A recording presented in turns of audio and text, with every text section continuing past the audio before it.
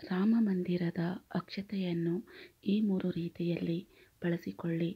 1. ಅಯೋಧ್ಯೆ ರಾಮ ಮಂದಿರದಲ್ಲಿ ನೀಡಿದ ಅಕ್ಷತೆಯನ್ನು ಈ ರೀತಿ ಬಳಸಿಕೊಳ್ಳಿ. ಅಯೋಧ್ಯೆಯ ರಾಮ ಮಂದಿರ ಪ್ರಾಣ ಪ್ರತಿಷ್ಠಾಪನೆಗೆ ಆಹ್ವಾನಿಸಿದ ಆಮಂತ್ರಣ ಪತ್ರಿಕೆಯಲ್ಲಿನ ಪವಿತ್ರ ಅಕ್ಷತೆಯನ್ನು ನೀವು 3 ರೀತಿಯಲ್ಲಿ ಬಳಸಬೇಕಾಗುತ್ತದೆ. ಅವುಗಳಲ್ಲಿ ಮೊದಲನೆಯದಾಗಿ ಕೆಲವು ಅಕ್ಷತೆ ಕಾಳುಗಳನ್ನು ಮನೆಯ ದೇವರ ಕೋಣೆಯಲ್ಲಿರುವ ಶಂಖದಲ್ಲಿ ಹಾಗೆಯೇ ಇಟ್ಟುಕೊಳ್ಳಿ. 2. ಈ ಅಕ್ಷತೆ ಕಾಳುಗಳನ್ನು ಕಣಜದಲ್ಲಿ ಹಾಗೆ ಇಟ್ಟುಕೊಳ್ಳಿ. ಅಂದರೆ ನಿಮ್ಮ ಮನೆಯಲ್ಲಿ ಇರುವ ಅಕ್ಕಿಯೊಂದಿಗೆ ಇದನ್ನು ಇಟ್ಟುಕೊಳ್ಳಿ. ಇದರಿಂದಾಗಿ ನಿಮ್ಮ ಮನೆಯಲ್ಲಿನ ಅಕ್ಕಿ ಪಾತ್ರೆಯು ಯಾವಾಗಲೂ ಧಾನ್ಯಗಳಿಂದ ತುಂಬಿಕೊಂಡಿರುತ್ತದೆ. ಈ ಪಾತ್ರೆ ಅಕ್ಷಯ ಪಾತ್ರೆಯಂತೆ ಎಂದಿಗೂ ಖಾಲಿಯಾಗುವುದಿಲ್ಲ.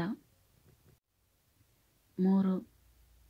ನೀವು ಈ ಅಕ್ಷತೆಯನ್ನು ಹಾಗೆ ಇಟ್ಟುಕೊಂಡು ಅದನ್ನು ಜನವರಿ 22ರಂದು ರಾಮ ಮಂದಿರ ಪ್ರಾಣ ಪ್ರತಿಷ್ಠಾಪನೆ ದಿನ ಮನೆಯಲ್ಲಿ ಖೀರ್ ಅಂದರೆ ಪಾಯಸವನ್ನು ತಯಾರಿಸಿ ಆ ಖೀರ್ನಲ್ಲಿ ಈ ಅಕ್ಷತೆಯನ್ನು ಬೆರೆಸಬೇಕು. ನಂತರ ಈ ಖೀರನ್ನು ಎಲ್ಲರಿಗೂ ವಿತರಿಸಬೇಕು.